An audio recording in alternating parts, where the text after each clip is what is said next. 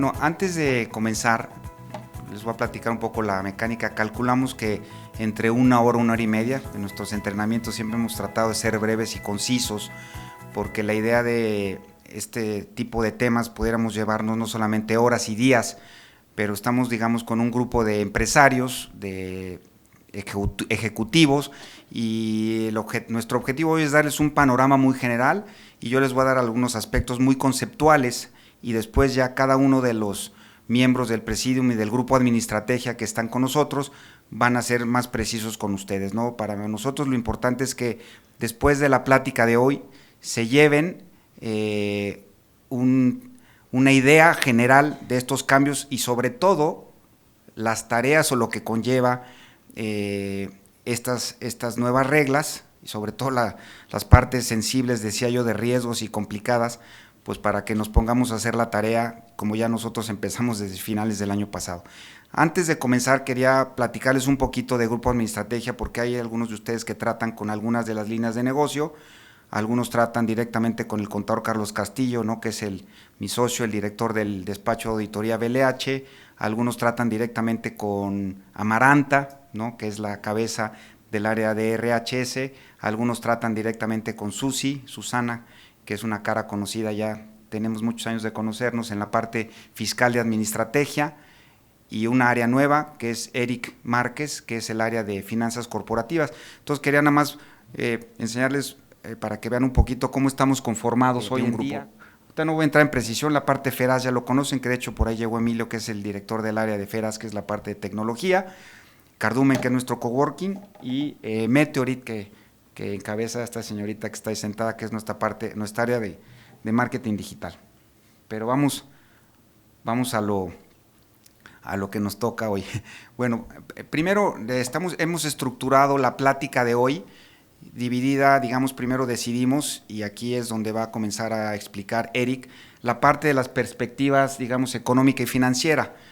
Digo, nosotros no nos vamos a meter a hacer los análisis que ya hizo Banco de México, Banco Nacional de México y todas las calificadoras y las partes importantes, sino vamos a tratar de aterrizar para ver el entorno micro y macro que tenemos, y sobre todo aterrizarlo a la parte de las empresas, ¿no?, de ustedes, de las empresas familiares y pequeñas, porque independientemente de lo que nos afecta o de las decisiones o las acciones que tenemos que tomar para cumplir con estas nuevas reglas muy sensibles, si lo repito, perdón, pero la verdad es que sí es un tema verdaderamente hasta llega a ser preocupante, pero tenemos que entender el entorno macro y micro, y en este caso Eric va a presentar esta perspectiva, vamos a decir, de lo que es la parte micro y macro del país, pero sobre todo, como decía yo hace un momento, aterrizado a las empresas y las decisiones o los mensajes que queremos darles a todas las empresas respecto de las decisiones en materia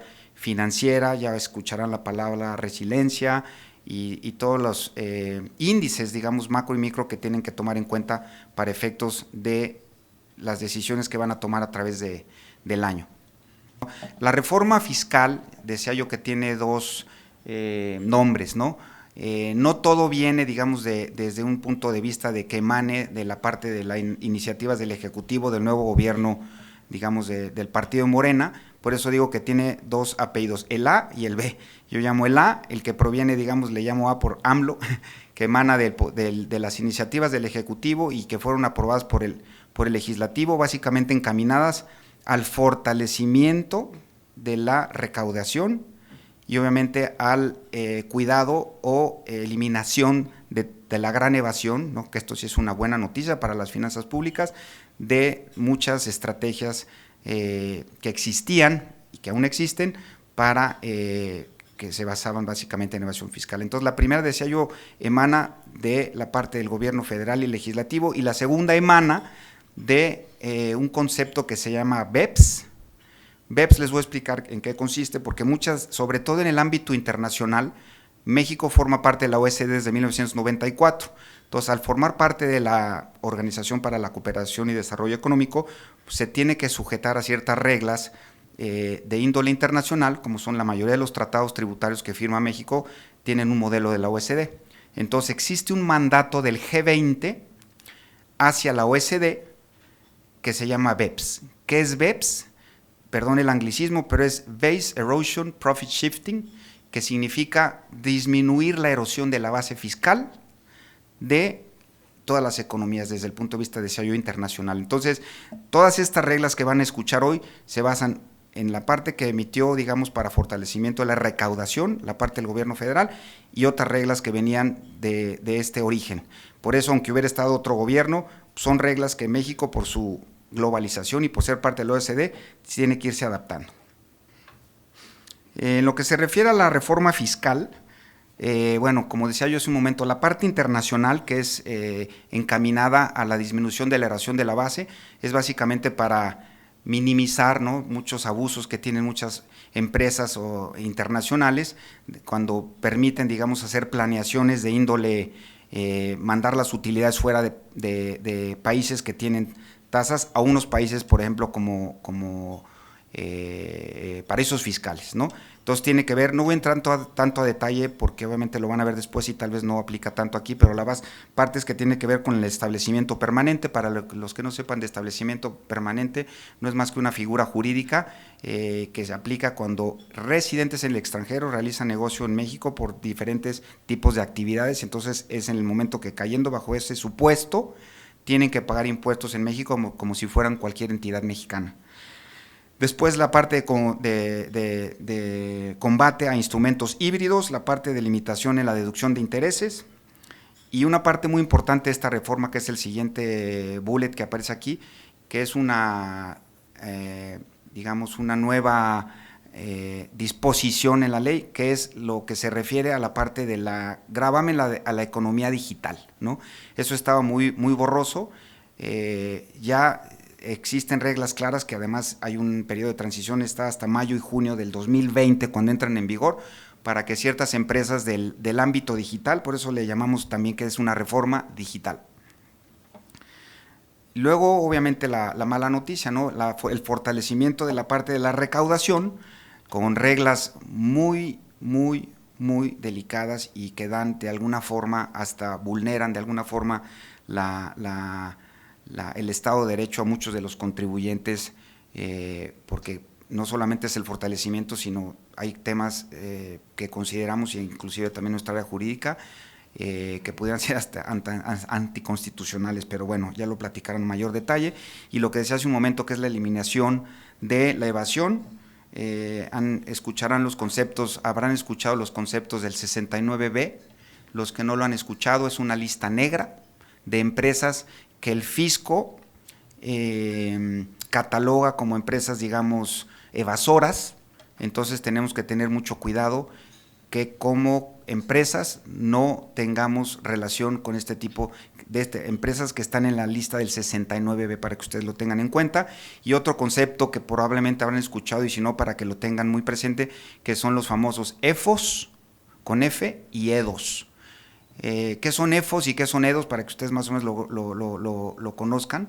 EFOS son empresas que facturan operaciones simuladas, es decir, las empresas que se denominan coloquialmente factureras o cosas de este tipo. Y los EDOS, que podemos ser nosotros, bueno, cualquiera de las empresas de nosotras, que son las empresas que deducen operaciones financieras simuladas. Bueno, siguiendo con el tema, digamos, general de la parte de la reforma fiscal, como decía hace un momento, no hay incremento de tasas, la parte de neutralización de los efectos de las planeaciones, vulnerabilidad de los contribuyentes, ¿no? Esta palabra la van a escuchar de forma frecuente esta noche, pero como decía yo hace un momento, ¿no?, consideramos, no solo consideramos, sino estamos ciertos que vulnera la presunción de la inocencia de los contribuyentes. Entonces esto es muy delicado. Y obviamente otra parte muy delicada y sensible es la parte que se convierte en penalizaciones, y es por eso que tiene modificaciones del Código Fiscal que se traducen, digamos, en cambios en los ordenamientos penales. En la parte de la reforma legal, ya dije básicamente la parte del 69 y la parte de repercusión penal y mucho más cumplimiento o compliance de la parte de los contribuyentes. Luego, haciendo, como decía, un panorama muy general, obviamente la parte del Código Fiscal Después de la explicación económica del panorama por parte de AFC, de Eric, pasa el contador Carlos Castillo a la parte, digamos, medular, que es la parte del Código Fiscal de la Federación. Acuérdense de estos conceptos, ¿no? Que es la parte de razón de negocios, es decir, el sustento que deben de tener las transacciones.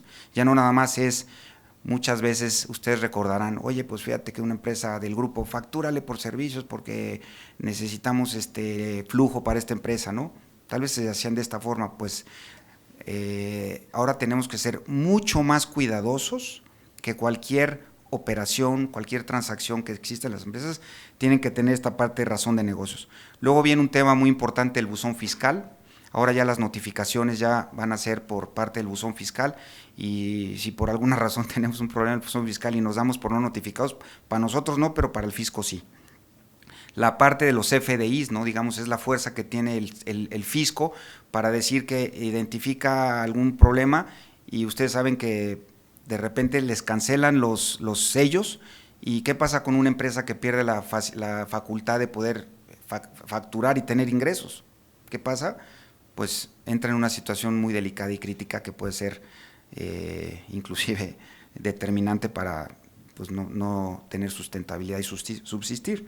La parte que ya decía de los CEFOS, de los CEDOS, la parte del RFC, vienen más obligaciones en la parte de tenemos que reportar a la autoridad cualquier cambio que tenga el Registro Federal de Contribuyentes de cualquiera de las entidades, desde que salió un accionista. Todo esto, reitero, lo va a mencionar con mayor detalle.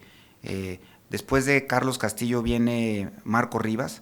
Nosotros como grupo siempre fuimos escépticos de tener un área legal, pero no nos arrepentimos que desde hace 3 años ya tenemos un área legal. Digo, obviamente no competimos, sino más bien tenemos aliadas con muchos de los despachos especializados en áreas muy importantes, compliance, como la parte de PLD, prevención del lavado de dinero. Hay muchas empresas que están sujetas a esta parte de PLD, otros temas de anticorrupción, de datos, etcétera, pero pues ya tenemos una área interna de compliance para nosotros, pero externa hacia nuestros clientes, que se llama el servicio de comités de cumplimiento.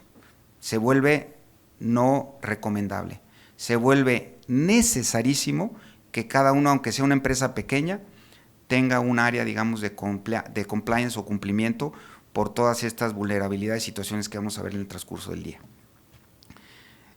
La parte que decía yo de operaciones grandes que va a mencionar Carlos, la parte de esquemas reportables, y posteriormente la parte de la ley del impuesto sobre la renta y la ley del IVA. Un tema importante que se va a tocar es la parte de la subcontratación, que apareció una obligación para que las empresas que contraten servicios de subcontratación se les retenga el 6%. Todavía unos criterios hay muy grises que va a mencionar Susana. Nosotros dentro del grupo, como saben, RHS, dentro de los soluciones y servicios, sistemas de recursos humanos, sí tenemos y damos el servicio de subcontratación, pero obviamente de una forma legal, ¿no? De una forma legal, porque todavía han sido señaladas muchas las empresas de personal en la subcontratación. Todavía es permitido y está en la ley.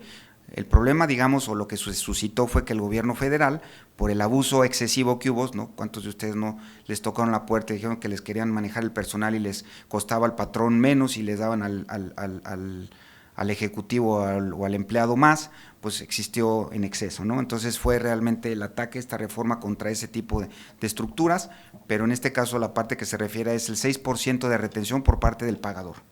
La parte de la economía digital, que ya lo dije hace un momento, la limitación en ciertos casos de intereses, y hago mención aquí porque muchas veces en los medios salió el tema que si las tarjetas de crédito que se iban a ser facturadas y que había un tema, digamos, que vulneraba a las personas, a los contribuyentes. No es nada nuevo, ya existía la discrepancia fiscal. La discrepancia fiscal consiste básicamente, como su nombre lo indica, pues en la discrepancia entre los ingresos fiscales reportados y los egresos, ¿no? Si una persona tiene en su declaración anual ingresos por 1 millón de pesos al año, pero resulta que deposita en su tarjeta de crédito 2 millones de pesos, esa es una discrepancia, digamos, muy burda, pero una discrepancia natural, ¿no? Entonces, eso ya existía. Ahora nuestra recomendación es que se tienen que tener mucho cuidado, porque de ahí puede surgir, digamos, el punto de lanza para identificar problemáticas.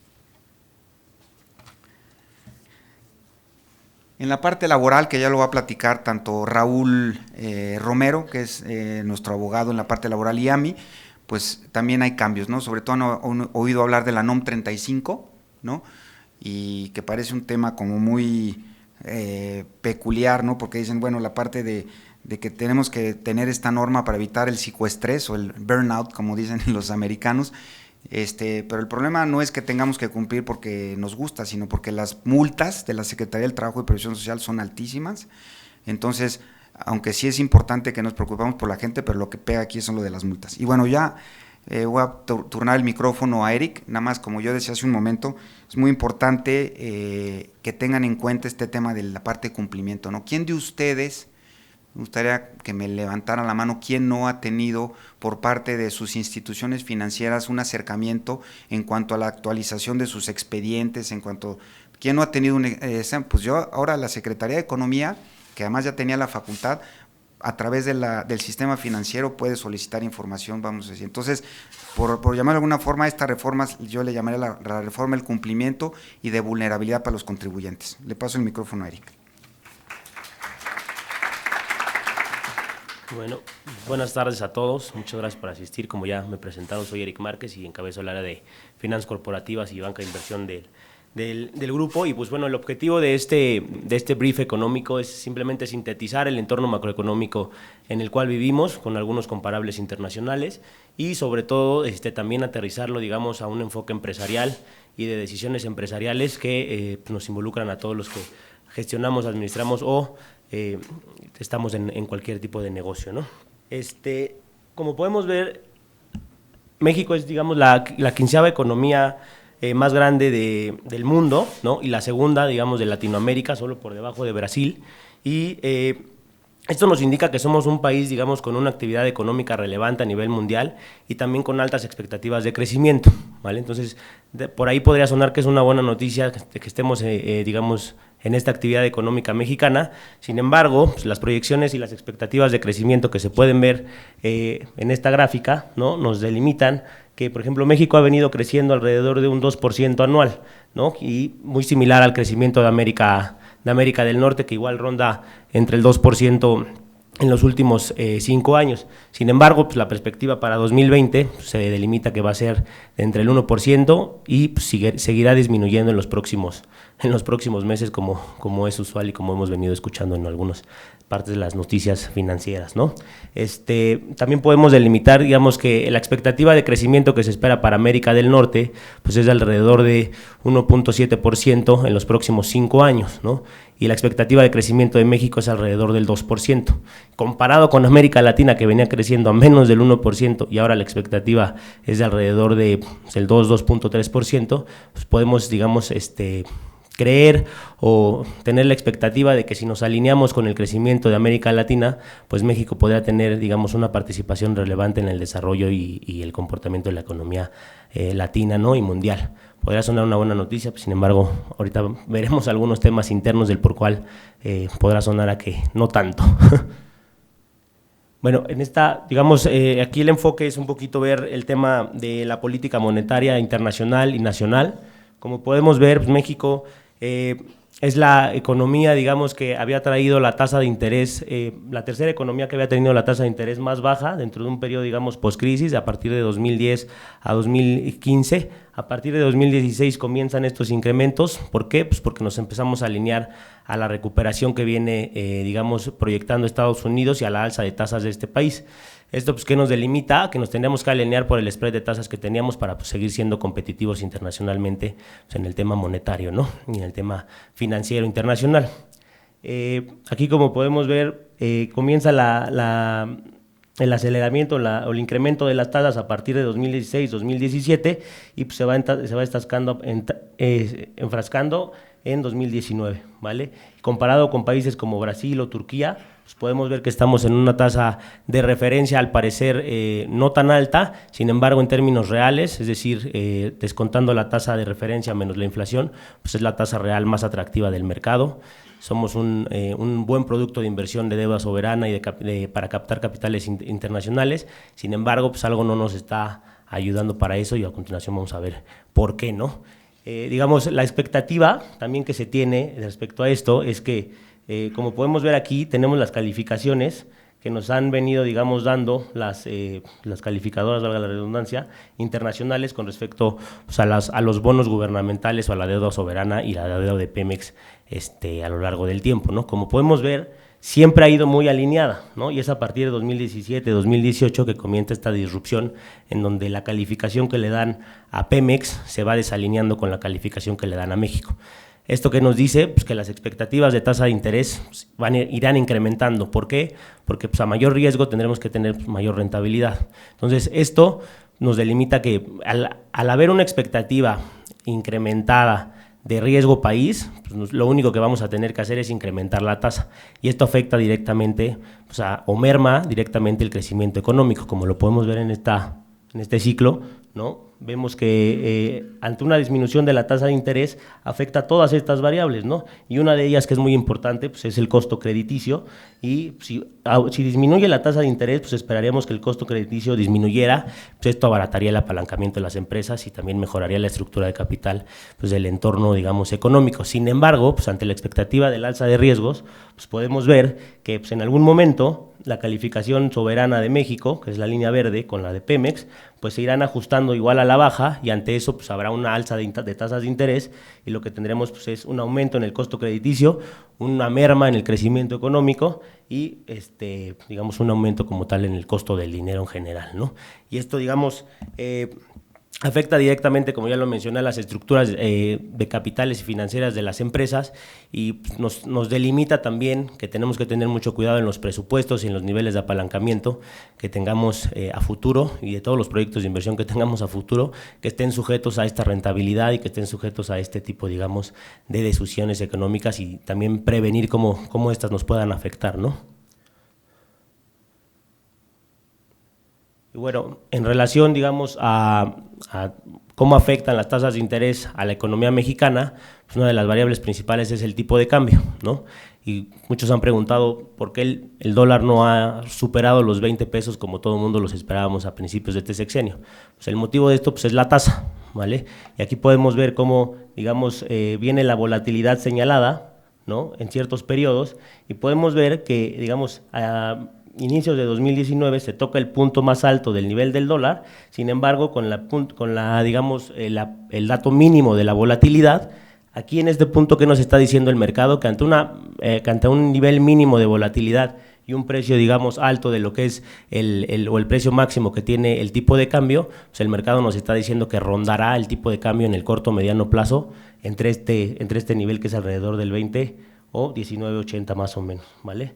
Eso es lo que nos indica esta gráfica, y pues bueno, se espera que también esto pueda divergir con base a las coyunturas internacionales, ¿no? Ya saben, cualquier tuit o cualquier declaración inoportuna de cualquier líder económico mundial pues puede hacer que esto también se gestione, ¿no? Entonces no nos atrevemos a dar un pronóstico pues acertado de lo que es el tipo de cambio, pero sí a denotar pues cuáles son los puntos o las bases, digamos, del equilibrio de dónde rondará el tipo de cambio, pues con base a la estadística disponible que nos da Banco de México, ¿vale? Como tal, y como lo mencionaba anteriormente, pues tenemos la tasa de referencia, digamos, más atractiva y la tasa real más atractiva del mercado. ¿Esto por qué? Porque tenemos una tasa de referencia de 7.25 y una inflación de 2.83. Eso nos da una tasa real más o menos del 6. Comparado con otras economías emergentes, que vemos que somos la tasa más atractiva. Sin embargo, seguimos escuchando que los capitales siguen saliendo de México. ¿Por qué? Por lo que ya habíamos mencionado antes, ¿no? Las expectativas de riesgo y la incertidumbre política de este nuevo régimen como tal, pues digamos, ha ahuyentado a ciertos inversionistas, y es por eso que pues, hay que tener, digamos, mucha resiliencia en cómo administramos nuestros flujos, en cómo delimitamos nuestras estructuras financieras y cómo también delimitamos cualquier proyección o cualquier ejecución de proyecto de inversión que tengamos, tanto interna como de emprendimiento, ¿no? Y bueno, ahorita vamos a ver un poquito, digamos, cómo se ha comportado el PIB de manera, digamos, general a lo largo de los años, y cómo se prevé, con base a esta información histórica, que se comporte en el 2020, al menos en el primer semestre de este año. Como podemos ver aquí, la banda, digamos, inferior, que es esta parte roja, es, digamos, cómo se mueven los crecimientos conforme a la media, ¿no? Por arriba de la media, por debajo de la media. Y como podemos ver, las tasas de crecimiento, que es esta línea punteada, siempre ronda dentro de estas dos bandas, ¿vale? En el periodo postcrisis de 2010 a 2017, 2018, vemos que siempre está dentro de esta parte y por encima de la media. Sin embargo, es a partir de 2018, que ya 2018 y principios de 2019, que rompe la banda inferior. ¿Esto qué nos dice? Pues que las tasas de crecimiento en el futuro pues, van a seguir decreciendo, y si seguimos en este tema, pues digamos, y con esta estadística de este rompimiento como tal, de que ya rebasamos esta banda inferior en las tasas de crecimiento de la economía mexicana, pues esto que nos está diciendo que muy probablemente tengamos en el primer semestre o a lo largo del año una economía estancada, y también nos atrevemos a decir que pues, podríamos entrar en una recesión como tal, ya no tanto técnica, ¿no? A pesar de los otros datos que nos dicen. Y bueno, aquí vemos de este lado de abajo cómo los principales sectores de la economía están causando, o cuáles de los principales sectores de la economía están causando esta desaceleración. Por ejemplo, esta grafiquita la puse acá de este lado porque podemos ver cómo aporta cada una de las actividades principales que contribuyen al PIB pues a la economía mexicana. Como podemos ver, las actividades primarias, que todo el tema, digamos, de agro, contribuyen solo el 3%. Los que contribuyen más del 90% son las actividades terciarias, es decir, comercio y servicios, y las actividades secundarias, que es casi el 29%, un tercio de la economía mexicana, ¿vale? Entonces, lo que podemos ver es que aquí las actividades secundarias vienen con un periodo, digamos, de decrecimiento igual, rompiendo su banda inferior a partir de 2016-2017, y ya con una caída pronunciada en lo que son, digamos, finales de 2018 e inicios de 2019, seguido por igual la desaceleración que viene, digamos, atribuyéndose a las actividades terciarias, que ahorita veremos cada una de estas, digamos, cómo están segmentadas y cuáles de esos sectores dentro de esas actividades nos están generando más desaceleración. Bueno, como les comentaba, aquí viene el desglose como tal de cuáles son las actividades principales que están, digamos, aportando al PIB. Dentro de las primeras 5, 7 están manufactura, servicios inmobiliarios, comercios al por menor, comercio al por mayor y la construcción, ¿no? Como podemos ver, las manufacturas aportan casi el 17% de la economía mexicana, y ya, digamos, de las últimas sería la construcción y la minería, que aportan entre el 8 y el 5% cada una de ellas. Y aquí podemos ver cómo ha venido su crecimiento promedio en los últimos 10 años, ¿vale?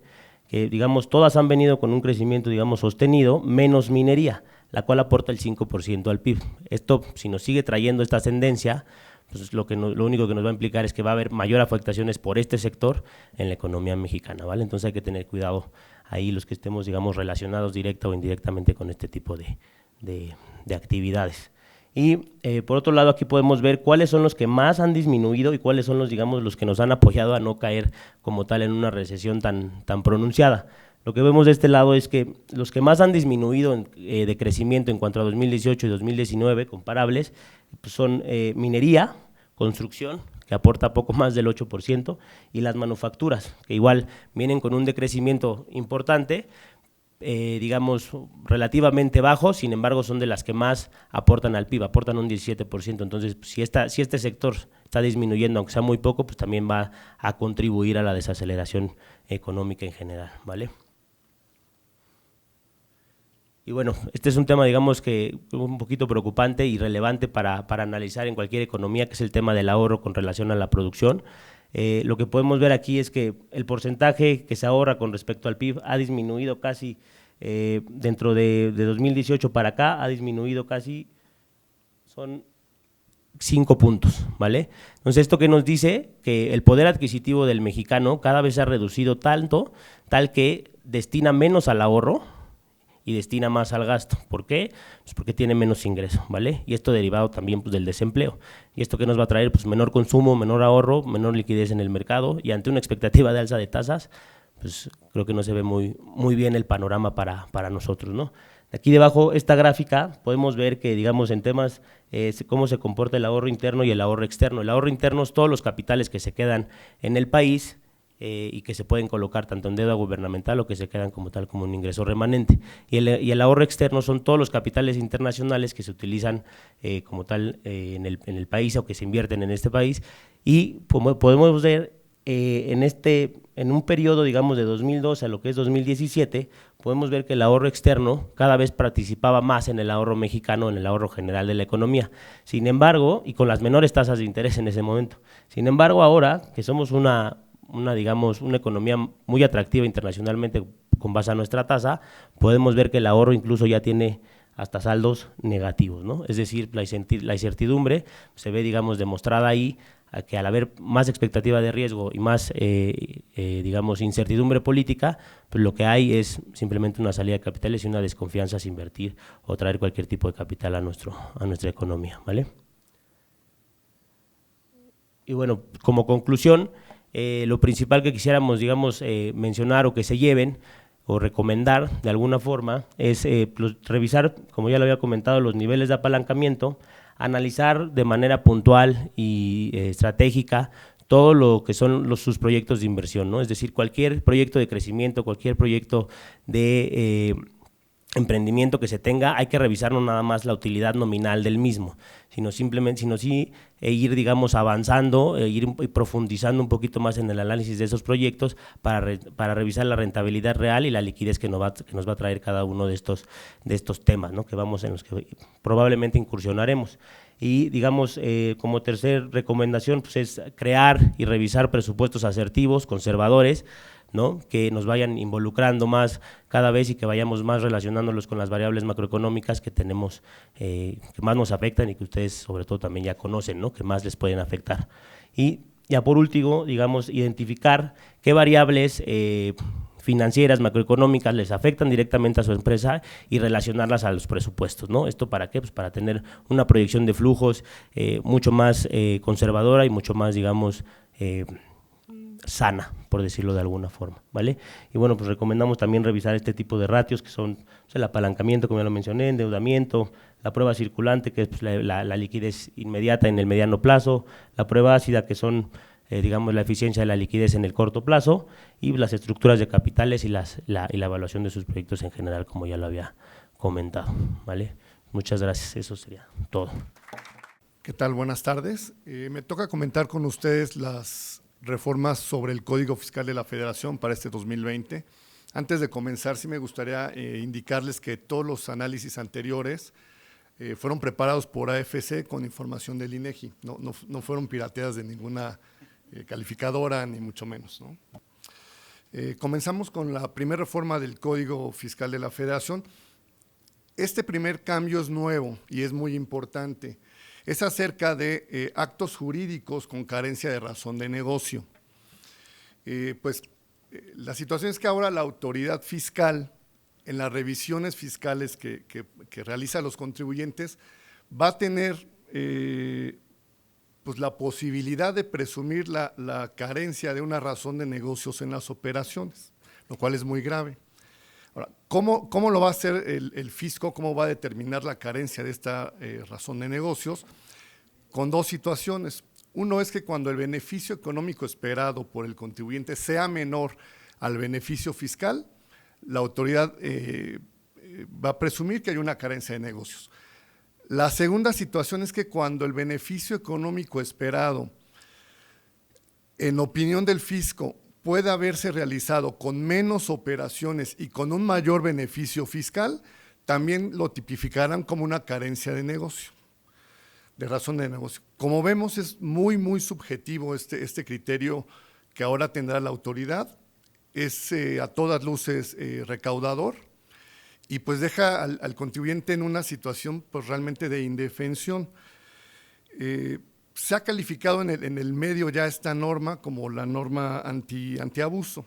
¿Qué busca la autoridad? Bueno, pues que los contribuyentes no tomen posiciones agresivas, que no abusen de deducciones o de eliminación de ingresos. Y la verdad es que ahora nos dejan una doble tarea a los contribuyentes en las operaciones importantes que realicemos. Ahora, toda operación va a tener que tener la materialidad que han venido requiriendo en revisiones la autoridad fiscal y que cada operación tenga una razón de negocios de cara a este nuevo artículo. Entonces, sí es preocupante esta nueva posición de la autoridad. Ahora bien, ¿cuándo va a ser efectivo esto para la autoridad? Tendrá que notificarlo al contribuyente antes de la emisión de la última acta parcial o carta de observaciones que esté realizando en su auditoría, y la autoridad fiscal deberá de obtener de un nuevo órgano colegiado una opinión positiva de esta observación que está haciendo. Lo curioso es que este cuerpo colegiado estará integrado por funcionarios del SAT y funcionarios de la Secretaría de Hacienda. Por lo tanto, ya sabemos cuál va a ser la respuesta de esta opinión. Tendrán 2 meses para que este cuerpo colegiado dé la respuesta a la autoridad sobre la carencia de la razón de negocio, y en el determinado caso que pasen los 2 meses y no se obtenga esta opinión por parte del órgano colegiado, se entenderá que aplica la negativa ficta, ¿no? Ahora bien, tenemos algunos ejemplos de que es un beneficio fiscal. Se entenderá cualquier reducción, cualquier eliminación o diferimiento de una contribución. Ponemos algunos ejemplos aquí, como un diferimiento de ingresos, una aplicación excesiva de deducciones, una aplicación excesiva en exenciones en cuestión de nómina, por ejemplo, o un no reconocimiento de ganancias o ingresos acumulables. La verdad es que vemos esto verdaderamente preocupante, como les comentaba, para los contribuyentes, y no nos queda otra más que anticiparnos a documentar nuestras operaciones, como decía, con materialidad y buscando el fondo de cada una de las operaciones para no tipificar esta carencia de razón de negocio que tiene la autoridad. Lo que veo aquí es que cuando la autoridad quiera argumentar esto, pues seguramente habrá muchos litigios por parte de los contribuyentes y mucho trabajo para los abogados en este caso, ¿no? Okay. La siguiente reforma es el combate a las operaciones simuladas. Fue muy comentado por la autoridad. En ese sentido, ahondará el licenciado Marco Rivas en la exposición. En términos de código fiscal, comentaré solamente 2 cosas. Uno es que la sanción del delito fiscal crece, va ahora de 2 años y hasta 9 años de prisión como castigo, lo cual es bastante preocupante, cuando anteriormente la sanción era desde 3 meses y hasta 6 años.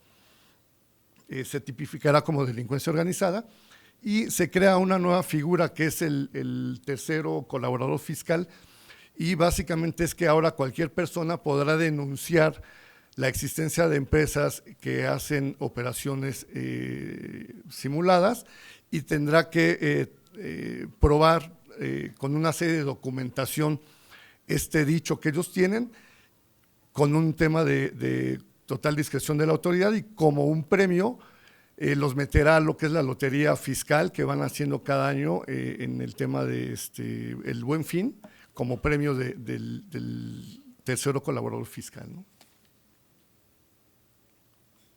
Okay. La siguiente reforma es en materia de buzón tributario. Se vuelve muy importante ahora, puesto que la reforma es la siguiente: hay una obligación ya de que activemos todos nuestro buzón tributario. Aquellos que no lo han activado, bueno, pues ahora es obligado a hacerlo. Recordemos que es ya en este entorno digital el vehículo de comunicación entre la autoridad y el contribuyente. Ahora bien, si aquellos que no lo han activado, si no lo hacen, las comunicaciones que son requerimientos, cartas, invitaciones, etcétera, la autoridad lo hará a través de estrados, lo cual se vuelve preocupante. Los plazos para activar este buzón tributario serán en los términos de la declaración anual para la persona física, 30 de abril, y o 31 de marzo para persona moral. En este sentido, la recomendación que les hacemos es que actualicen también sus datos de contacto. Recordemos que usualmente el buzón tributario lo activaban los contadores y daban su correo electrónico. Seguramente algunos de los contadores que lo hicieron en las empresas quizás ya ni siquiera trabajen ahí o cambiaron su correo electrónico. Pueden activarse hasta 5 correos electrónicos para que se les notifique cualquier actividad que haga la autoridad. Y uno de los temas que veremos adelante es que si no tenemos actualizados los datos de contacto de buzón tributario, es un supuesto para que nos restrinjan el uso del CFDI. Okay. El siguiente tema es restricción de los certificados digitales o CFDI. Esto no es nuevo, esto ya pues desde hace 2 años la autoridad lo viene usando como una muy efectiva herramienta de fiscalización que hacen, como decía al inicio Sergio Hernández, el hecho de no tener nuestro certificado para facturar, pues nos para a las empresas. La reforma va en 2 sentidos. Ahora ya se tipifica un procedimiento para, en el caso que nos hagan una cancelación o restricción de los CFDIs, haya un procedimiento claro que venía siendo utilizado de forma no oficial. Ahora ya nos ponen plazos, ya le ponen obligaciones a la autoridad. Y el otro tema es que de pasar de 4 supuestos de cancelación, ahora se van a 10. Los principales casos de cancelación es cuando el contribuyente está dentro de la lista de empresas factureras, cuando hacemos uso de facturas simuladas, cuando el domicilio fiscal no está actualizado, no cumple los supuestos del Código Fiscal. Un caso que ya venía siendo muy usado por la autoridad es cuando hay una discrepancia entre los ingresos de los CFDIs y las declaraciones de pago referenciado anual que presentaban los contribuyentes, o en su caso, de los impuestos retenidos. Esto, como lo comentaba, ya lo viene haciendo la autoridad, la verdad es que les vino a dar mucho resultado y ahora lo ponen dentro del Código Fiscal. El siguiente tema también de restricción es cuando los datos del buzón tributario no están actualizados, los datos del contacto. Lo que veíamos hace un momento es vital ahora que tengamos bien nuestros datos de domicilio fiscal y perfectamente bien habilitados los datos del contacto de buzón tributario. Y el último supuesto es cuando hay por parte de la autoridad una presunción de un mal uso de pérdidas fiscales. En este caso, como recomendación, pues nos queda solamente la anticipación. La verdad es que la autoridad sí está actuando muy fuerte en la cancelación de los CFDIs y nos queda solo anticiparnos revisando estos supuestos y un método efectivo pues a través de las auditorías externas que realizamos. Okay.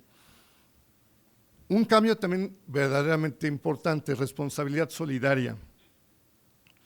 Ahora también la responsabilidad solidaria recaerá por las contribuciones causadas o retenidas no pagadas durante su gestión en la Dirección General, Gerencia General o Administración Única.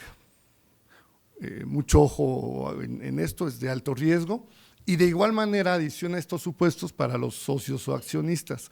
Adicionalmente, también agrega para los socios y accionistas, aparte de la omisión de contribuciones, lo que es que la sociedad cambie de domicilio fiscal y no avise a la autoridad, que se destruya o no exista contabilidad, o en su caso que se haga uso de operaciones simuladas, ¿no? Mucha atención aquí, puesto que pues es un tema muy sensible, toca a la alta dirección, a los socios accionistas, y la verdad aquí la recomendación es que verifiquemos perfectamente bien nuestras actas de asamblea, nuestros actas constitutivas, la actualización de todos los datos de la alta dirección, y pues aquí se vuelve nuevamente útil la utilización de auditorías para que tengamos una mitigación del riesgo de no haber cumplido en nuestra gestión como directores o accionistas con la situación fiscal de las entidades que representamos.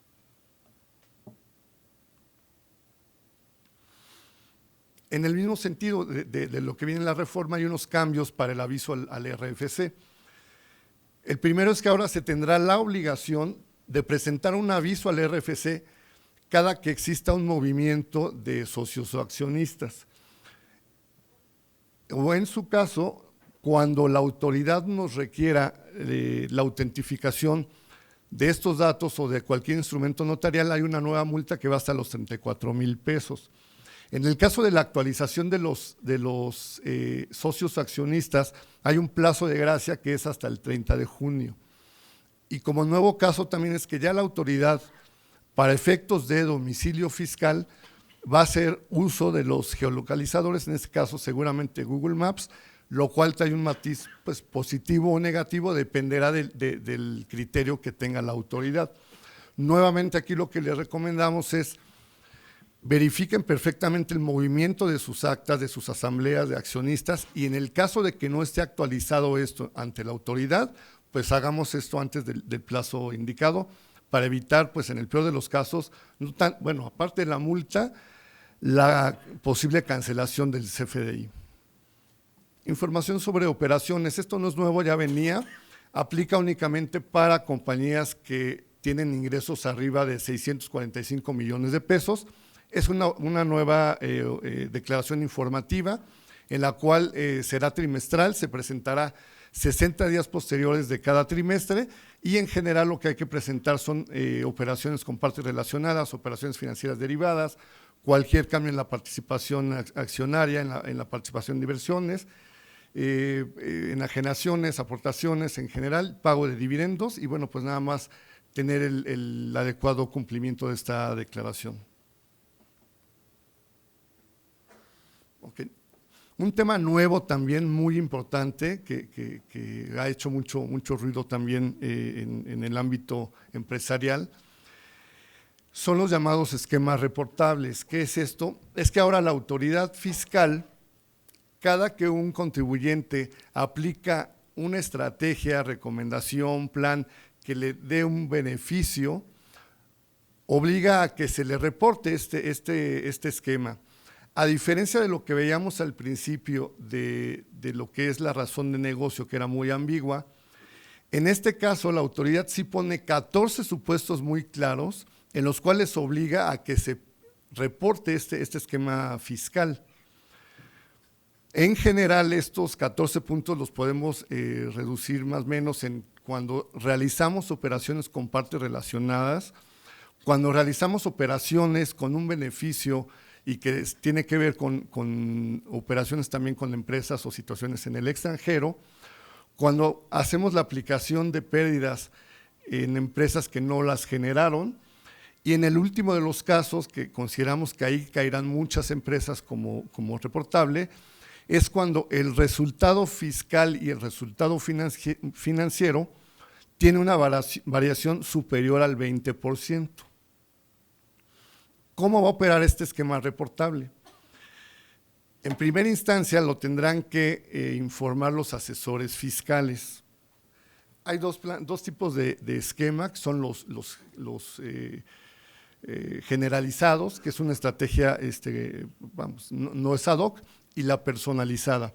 Se tendrá que reportar por parte del asesor 30 días después de la implementación y entrada en vigor de esta planeación fiscal. Se deberá de obtener un folio por parte de la autoridad y el asesor emitir una constancia y entregársela a su cliente. Adicionalmente, el asesor fiscal deberá presentar una declaración anual informativa en el mes de febrero, en este caso 2021, en el cual integrará todos los folios que fue reportando de todos sus clientes. Hasta el día de hoy no ha salido por parte de la autoridad el esquema o el dispositivo o aplicativo que seguramente habrá, en el cual tendremos que pedir el folio inicial de los 30 días cuando empiece nuestra planeación y o en su caso el detalle de lo que pedirán para requerir cada folio. Los contribuyentes también tendrán obligaciones en este caso. ¿Cuándo es en general? Cuando el asesor fiscal no pidió el folio, lo tendrá que hacer el contribuyente. Cuando la estrategia fiscal fue implementada de modus interno, de modo propio del contribuyente, es decir, no requirió de un tipo de asesoramiento.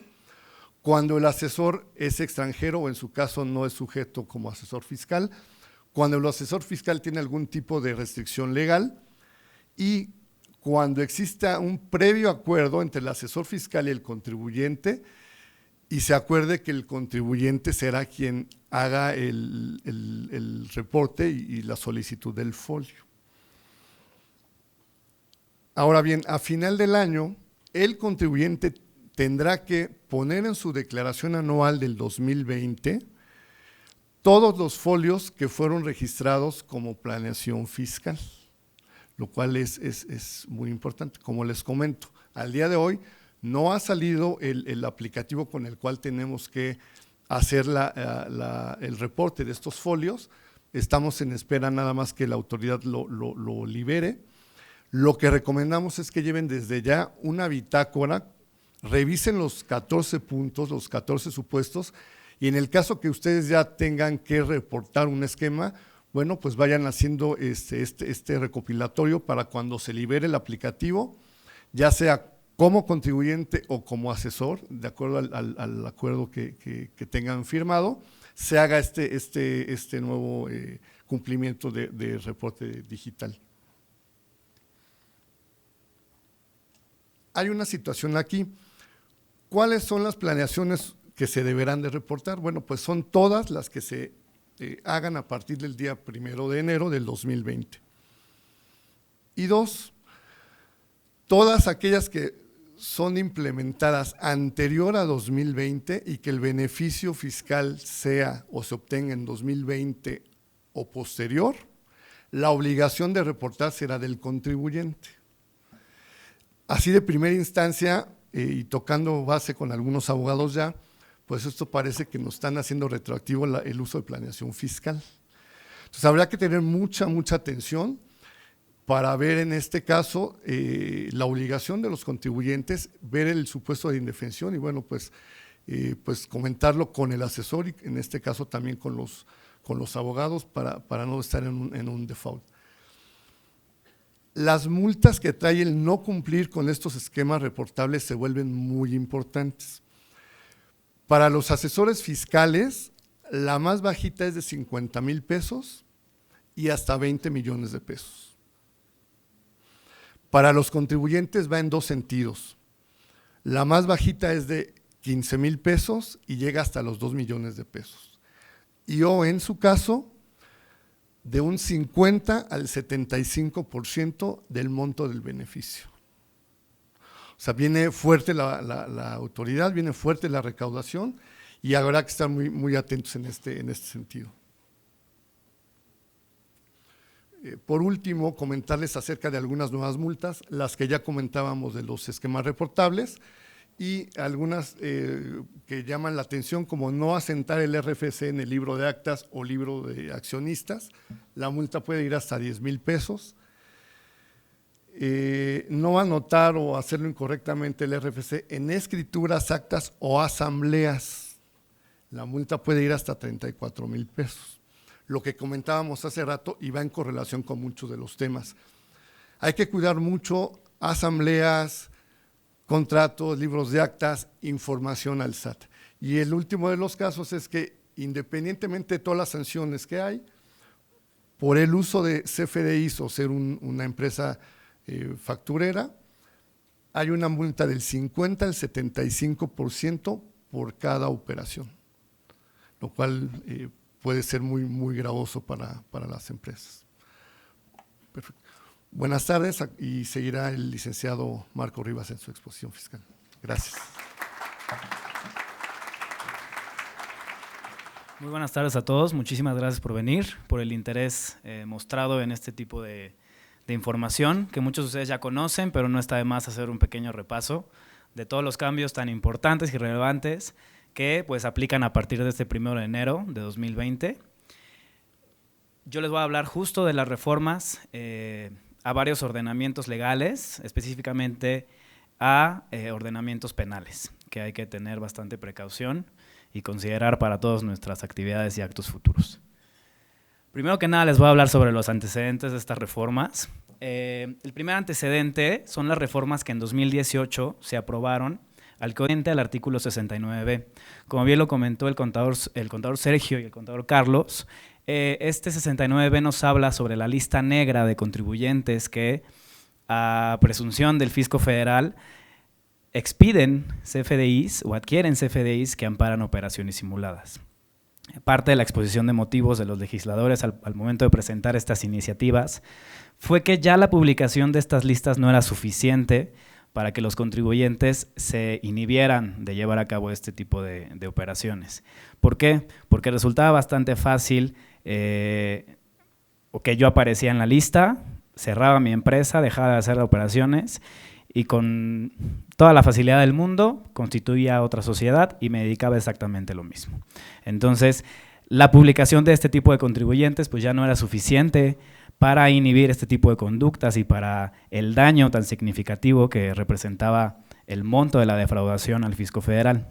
También, la Secretaría de Hacienda y Crédito Público, de un periodo de 2014 a 2019, realizó bastantes estudios y presentó un informe el año pasado en donde había identificado que alrededor de 8,000 empresas habían expedido más de 8 millones de facturas que amparaban operaciones simuladas, y esto significaba una suma de 354,000 millones de pesos, que equivalía a 1.4% del Producto Interno Bruto del país, lo cual es una cantidad brutal, obviamente en detrimento del fisco federal y en detrimento de las arcas de la nación, por así decirlo, ¿no?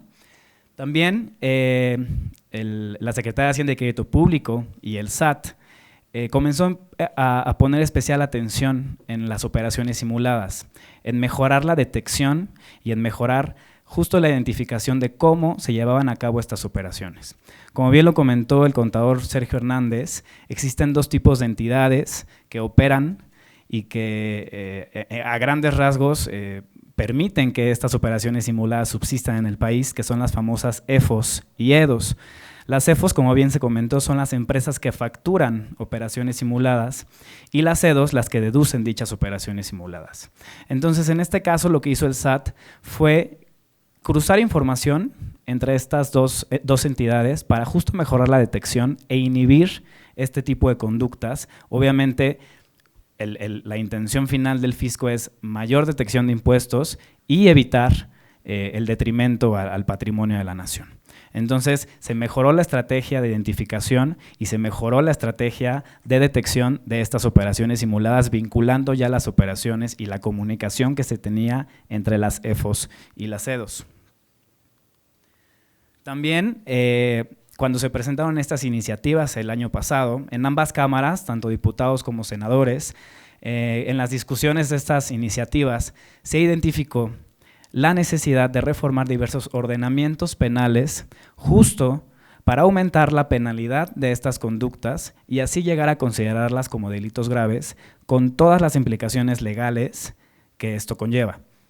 De igual manera, al inicio de la presente administración, de este mandato, se presenta la Estrategia Nacional de Seguridad Pública. Sabemos que el principal lema de esta administración es el combate a la corrupción y el mejoramiento en la aplicación de justicia. Entonces, al momento de que el Ejecutivo Federal, que actualmente nos administra, presentó estas iniciativas, admitió que las estrategias que se seguían para la detección de estas conductas no eran suficientes justo para inhibir este tipo de ilícitos.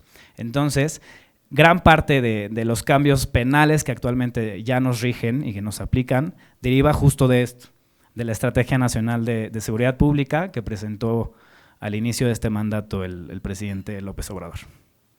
Entrando ya en materia, vamos a hablar a las reformas al Código Fiscal de la Federación. Ya lo esbozó el contador Carlos Castillo, al cual le agradezco muchísimo, pero en este caso les voy a mencionar las reformas, específicamente al artículo 113 y la adición del artículo 113 bis del Código Fiscal de la Federación. Estas reformas se dieron en dos momentos diferentes. La primera reforma fue en mayo de 2019, cuando se adiciona el artículo 113 bis para contemplar, primero, una pena que iba a quien adquiriera facturas que amparaban operaciones similares de 3 meses a 6 años de prisión. Y en ese entonces, en mayo, se adicionó el artículo 113 bis para contemplar que las empresas o los contribuyentes que expidieran comprobantes fiscales que amparaban operaciones similares se iban a ser acreedores a una sanción de 3 a 6 años de prisión. Ahora bien, en las reformas publicadas en noviembre de 2019 y que son las que actualmente nos aplican, se deroga completamente el artículo 113 y se adiciona al artículo 113 bis, que ya estaba contemplado, la sanción de 2 a 9 años de prisión a quien expida, enajene, compre o adquiera comprobantes fiscales que amparen operaciones inexistentes o simuladas. ¿Esto qué significa? Al momento de aumentar la penalidad, obviamente se considera un delito grave y las repercusiones jurídicas son bastante significativas. También se reforma la Ley Federal contra la Delincuencia Organizada. Aquí esto para mí es de lo más delicado y a lo cual debemos poner bastante atención. ¿Por qué? Porque se adiciona una fracción octava ter al artículo 2, justo para hacer referencia precisa a las conductas contempladas en el artículo 113 bis del Código Fiscal de la Federación. Este artículo 2 nos habla de todos los delitos o todas las conductas que se castigarán y se perseguirán como actividades que realiza la delincuencia organizada.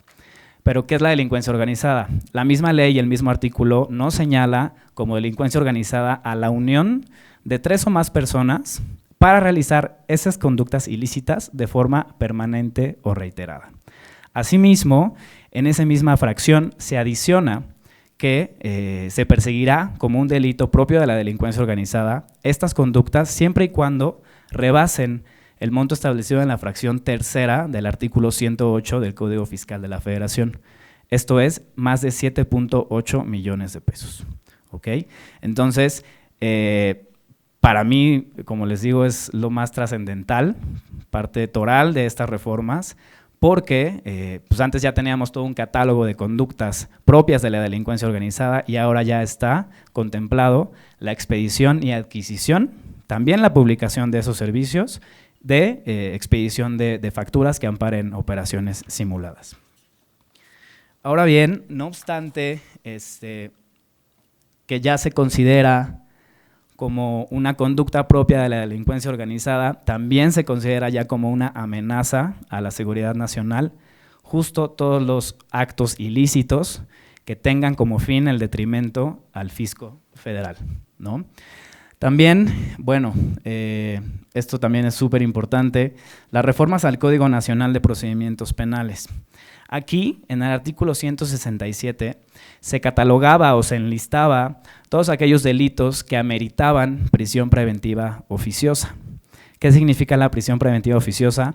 Que desde que tú seas señalado como probable o presunto responsable de alguna conducta ilícita, pues te vas a la cárcel. Y sin que se resuelva tu juicio, sin que haya una sentencia, y todo el proceso te lo tienes que desahogar dentro de la cárcel. Entonces, dentro de esta ley, o dentro de este código, perdón, ya se contempla justo los delitos que se contemplan o que se prevén en el artículo 113 bis del Código Fiscal de la Federación. Esto obviamente, como lo comentó el contador Sergio Hernández, vulnera completamente la presunción de inocencia de los contribuyentes, el derecho a la libertad, que como derecho fundamental y humano tenemos todos. Entonces, sabemos que el sistema penal en México sigue siendo bastante deficiente, entonces parece que nos están orillando a tener miedo en todo el momento de este tipo de conductas, ¿no? Por último, se reforma el Código Penal Federal en el artículo 11 bis, el cual nos habla de todas las implicaciones penales para personas jurídicas, esto es para las empresas, para las personas morales.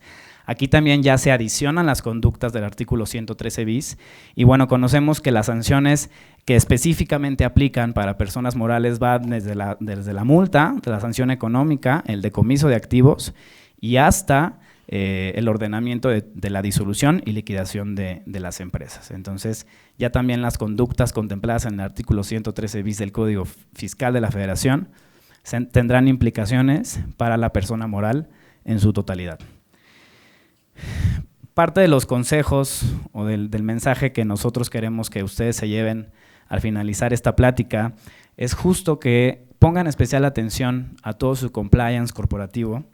Como bien lo comentaba el contador el contador Carlos Castillo, es bien importante mantener al día nuestras asambleas, nuestros libros corporativos, nuestros títulos de acciones, asentar los datos que actualmente la legislación nos pide asentar en estos documentos, que es el RFC de nuestros accionistas o de nuestros socios, su domicilio, poder identificarlos plenamente. También recordemos que en la Ley General de Sociedades Mercantiles ya se contemplaba la publicación en la Secretaría de Economía de diferentes avisos, la tenencia accionaria, las convocatorias a asambleas, etcétera. Pero antes la Secretaría de Economía no contaba con alguna autoridad que requiriera o que exigiera el cumplimiento de esto. Ahora la Secretaría de Economía se está auxiliando del SAT, justo como lo vimos, de reportar quiénes son nuestros socios o nuestros accionistas, cuál es su RFC. También, y nos pasó hace poco con los bancos cuando hacen sus actualizaciones de información, nos están pidiendo ya las publicaciones en la Secretaría de Economía justo para seguir operando nuestras cuentas bancarias. Entonces, si bien la Secretaría de Economía no contaba con la infraestructura, ahora ya se está aliando con las instituciones financieras y con otros organismos públicos para mantener al día nuestra información corporativa y estatutaria de nuestras compañías, ¿no?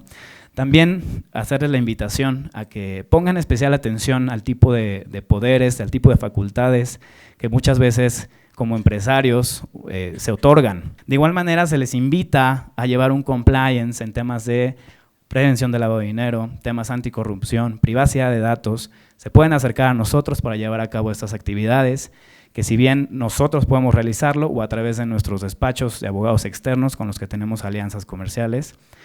Y pues la finalidad de todo esto es blindarlos a ustedes de cualquier tipo de supuesto, de cualquier tipo de falta que pues la autoridad puede considerar ya como delitos, ¿no?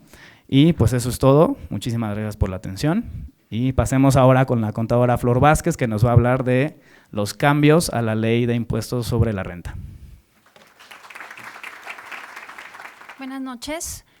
Muchas gracias a todos por asistir a esta plática, por el interés que han mostrado en la misma. Gracias, Marco, por la presentación. La verdad de las cosas es que si nosotros quisiéramos en esta noche poder abordar todas las reformas fiscales que iniciaron su vigencia en este año 2020, nos llevaría horas.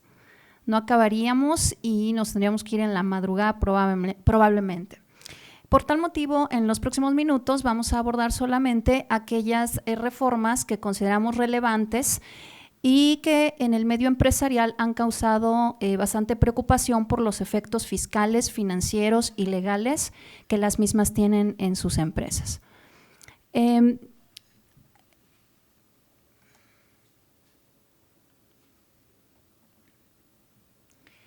Una de las reformas que más preocupado tiene al sector empresarial es una nueva limitación que se establece para la deducción de los intereses cuando estos intereses en un ejercicio excedan de los 20 millones de pesos. La nueva limitación es que se limita la deducción de los intereses netos del ejercicio al 30% de la utilidad fiscal neta ajustada. La autoridad en este sentido, tratando de dar un respiro y que no nos asusten de pronto a todos, aunque ya estamos bastante asustados, nos proporciona una opción, proporciona a los contribuyentes la opción de poder deducir estos intereses netos que no sean deducibles en un ejercicio en los 10 ejercicios siguientes en una mecánica muy similar a la que ya conocemos para las pérdidas fiscales.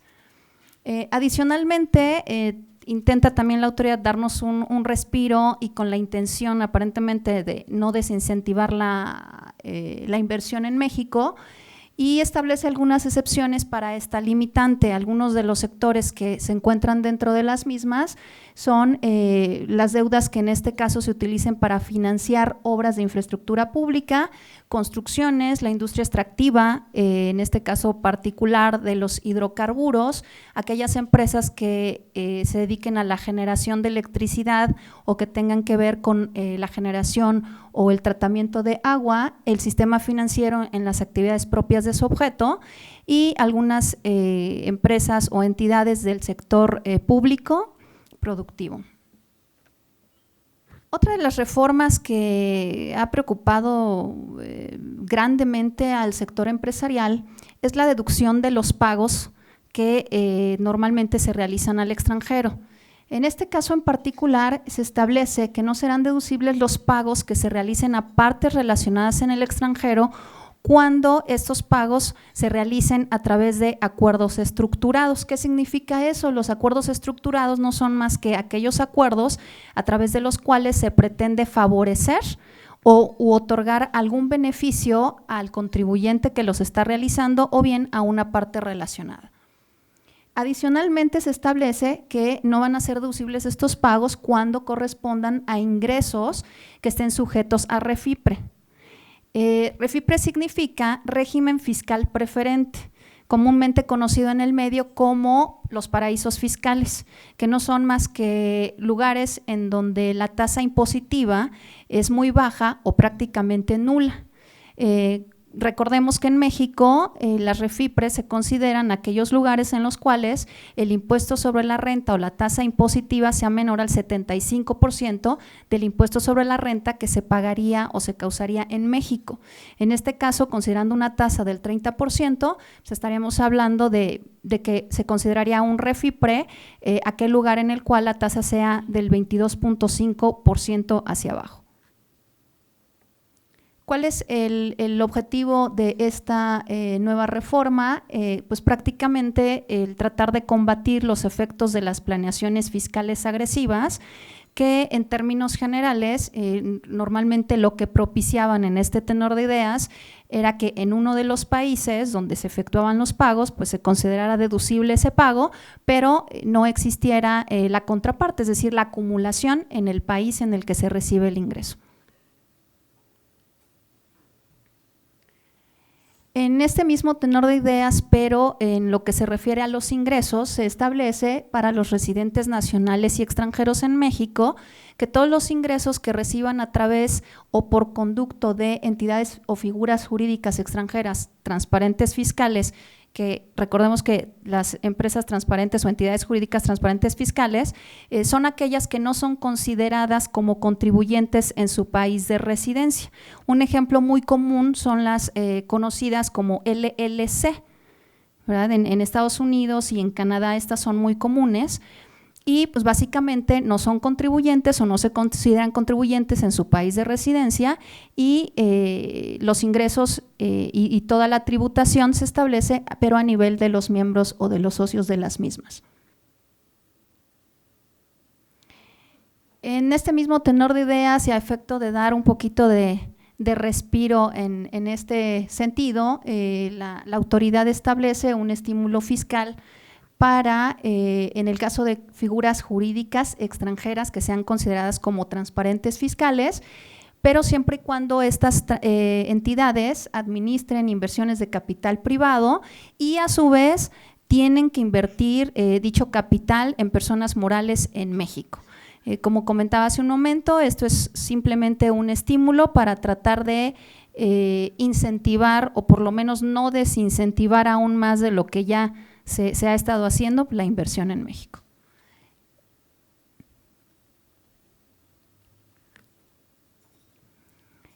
Otro tema que resulta relevante en este tenor de ideas es que se establecen dos nuevos supuestos para la constitución de establecimiento permanente. Al inicio se comentaba que establecimiento permanente es un lugar de negocios en el cual se desarrollan actividades empresariales o se presten servicios independientes. Un ejemplo de ello son oficinas, talleres, fábricas, etcétera, y es un mecanismo a través del cual los residentes en el extranjero pagan los impuestos en México como si fueran residentes fiscales en nuestro país. En este sentido, los dos nuevos supuestos son los siguientes y la reforma nos indica que cuando un agente independiente actúe de manera exclusiva o casi exclusiva por cuenta del residente en el extranjero y siempre que este agente sea su parte relacionada, se va a considerar que existe establecimiento permanente. El siguiente supuesto es que va a existir establecimiento permanente cuando el residente en el extranjero tenga un agente dependiente que actúe por su cuenta y que a su vez ese agente dependiente tenga como rol principal la negociación de contratos. ¿Qué significa esto? Que en estos dos supuestos, en adición a los que ya existían en la ley del impuesto sobre la renta, el residente en el extranjero va a tener que pagar impuestos aquí como residente mexicano. Antes de pasar al siguiente tema, me gustaría recomendar de manera muy puntual que todas aquellas empresas que tengan pagos al extranjero o bien que planeen realizar pagos al extranjero, tomen en cuenta que es muy importante en este tenor de ideas realizar un análisis de los impactos que esta reforma tiene o va a tener en relación principalmente con los temas de deducibilidad, que son los que normalmente nos preocupan más. En Grupo Administrategia contamos con los expertos que pueden ayudarlos a realizar este tipo de análisis, este tipo de revisiones y las recomendaciones que en su caso apliquen para mitigar el efecto de estas nuevas reformas. Se mencionaba al principio de esta plática que igual de parte de, o tratando de alinear a México con la iniciativa BEPS, pues establece una regulación para efectos de la economía digital. Esta regulación viene en el sentido de adicionar un nuevo régimen para las personas físicas con actividades empresariales que enajenan o prestan servicios a través de Internet mediante plataformas tecnológicas, aplicaciones y cualquier otro tema similar. Este régimen en particular pues, va a entrar en vigor a partir del 1 de junio del 2020 y tiene como mecanismo sobre el cual va a estar funcionando, pues que los impuestos de estas personas físicas se van a enterar a la autoridad a través de la retención que tienen que realizar los intermediarios, ya sean nacionales o extranjeros, a estas personas físicas, independientemente de si proporcionan de manera directa o indirecta los servicios o el uso de las plataformas tecnológicas a las personas físicas. Algunos ejemplos de esto, pues muchos los conocemos: Uber, Amazon, Mercado Libre, Didi, etcétera.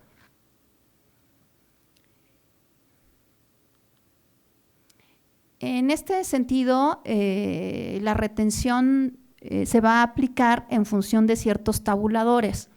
Para el caso de la prestación de servicios de transporte terrestre de pasajeros y la entrega de bienes como son Uber, Cabify, Rappi, etcétera, las tasas de retención van a ir desde el 2% hasta el 8% dependiendo del monto del ingreso mensual que obtenga el oferente del servicio.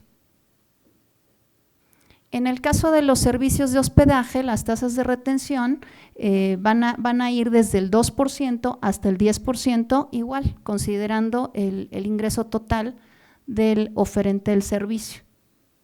En el caso de la enajenación de bienes y de prestación de servicios, cuyo intermediario o intermediarios, pues normalmente, o los ejemplos más comunes son Amazon, Mercado Libre, Etsy, etcétera, pues la tasa de retención o las tasas de retención van a ser un poquito menores, que van a ir ahora del 0.4% hasta el 5.4% en el caso de ingresos superiores a los 100,000 pesos.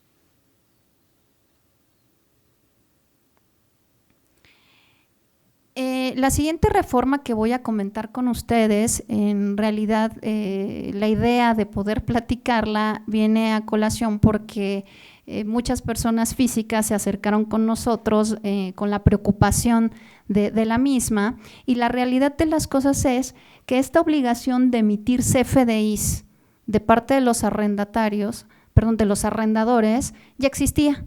O sea, la realidad es que ya existía, no es algo nuevo. Lo que sí es nuevo es que se establece que cuando existan rentas vencidas y el arrendador vaya a juicio para reclamar esas rentas vencidas, si quiere la protección de la autoridad, pues va a tener que probarle a dicha autoridad que emitió los CFDIs correspondientes, y de no haberlo hecho, la autoridad judicial tendrá que reportarlo al SAT. Entonces, básicamente el mensaje que la autoridad fiscal ahora quiere mandar es: si deseas la protección de la autoridad judicial o de cualquier autoridad, pues tienes que estar cumpliendo con tus obligaciones fiscales. Este tema en particular no se encuentra relacionado con las reformas fiscales o el paquete económico como tal para el 2020. Sin embargo, nos pareció importante platicarlo con ustedes porque afecta pues no solamente a las empresas o a los residentes en el extranjero con establecimiento permanente, sino también a las personas físicas. Este tema en particular surge en enero de 2020 a raíz de que la Suprema Corte de Justicia de la Federación publica una jurisprudencia que faculta a la autoridad, o por lo menos lo hace con mayor puntualidad, para considerar que los depósitos en la cuenta de un contribuyente son ingresos. ¿Cuál es la importancia de esta jurisprudencia? La verdad de las cosas es que cuando un contribuyente se encontraba ante la necesidad de desvirtuar a la autoridad que dichos depósitos eran o son ingresos, una de los mecanismos que utilizaba con mayor frecuencia era la elaboración de contratos de mutuo, con intereses o sin intereses. Los contratos de mutuo trataban de desvirtuar y diciendo, bueno, es que no son ingresos, son préstamos, o sea, alguien me prestó y entonces no tengo por qué pagar impuestos por estos conceptos. Sin embargo, a través de esta jurisprudencia, pues, la autoridad establece que para que nosotros podamos desvirtuar tal situación, pues es necesario adjuntar mayores pruebas para confirmar la materialidad de la operación. ¿Cuáles serían estas pruebas? Por ejemplo, los estados de cuenta, a través de los cuales tengamos que mostrar a la autoridad que efectivamente es un préstamo y que si dentro del contrato de mutuo dijimos que ese préstamo se iba a pagar cada mes, bueno, pues que efectivamente en los estados de cuenta se demuestre que se efectuó el pago y que se efectuaron el pago de los intereses y bueno, en términos generales ya no podemos desvirtuar simplemente con un contrato el hecho de que la autoridad pueda considerar los depósitos que tenemos en nuestras cuentas bancarias como ingresos. O sea, la operación tiene que estar perfectamente blindada, tiene que ser una operación real y bueno, pues en este caso pues los invitamos a que si ustedes consideran que algunas de sus operaciones no se encuentran completamente blindadas en este sentido, o sea, que se acerquen con nosotros, con muchísimo gusto, el área legal y el área fiscal podemos hacer un diagnóstico de las operaciones y el blindaje que ustedes actualmente tienen y en caso de que se considere o podamos observar que no están completamente blindadas sus operaciones, pues ofrecerles las alternativas necesarias a fin de que ustedes estén tranquilos y estas operaciones estén protegidas. Este tema, bueno, ya se comentó hace un momento, no es motivo de las reformas, sin embargo, en las últimas semanas estuvieron circulando algunas noticias que alarmaron a muchos, en el sentido de que la facturación instantánea iba a estar muy relacionada con el tema del procedimiento de discrepancia fiscal. Ya mencionaba el contador Sergio que el procedimiento de discrepancia fiscal no es nuevo, está establecido en la Ley del Impuesto sobre la Renta desde hace muchos años para las personas físicas y este procedimiento pues no tiene nada que ver con el tema de la facturación instantánea. ¿Qué es la facturación instantánea? Pues simplemente una facilidad que la autoridad ofrece para poder facturar cuando se realicen pagos con tarjeta de crédito o de débito. ¿Cómo va a operar? Pues simplemente en el momento en el que usted realice el pago, la persona que le está proporcionando los servicios o haciendo el cobro le va a preguntar si desea que se facture. Si usted dice que sí, en ese momento se va a generar la factura y le van a entregar un documento con un voucher con el código QR y usted posteriormente va a poder ir a la página del SAT y consultar que su factura pues fue generada simplemente con su RFC y con su contraseña. A continuación, la licenciada Susana Rojas va a abordar los principales temas de la reforma fiscal en materia de la Ley del Impuesto al Valor Agregado. Muchas gracias. La primera, estamos ante el tema de la retención para los servicios de subcontratación laboral. En este sentido, pese a que lo que se publicó en el mes de diciembre trata respecto a generar todos los servicios que se lleve a cabo esta retención.